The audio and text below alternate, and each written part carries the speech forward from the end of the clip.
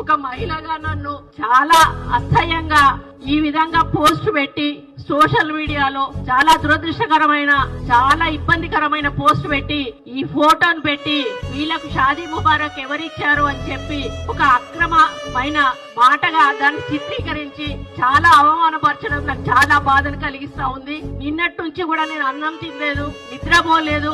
ఒక మహిళగా ఈ రోజు వాళ్ళ ఇంట్లో తల్లులు ఉన్నారు, చెల్లెళ్ళు ఉన్నారు, బిడ్డలు ఉన్నారు.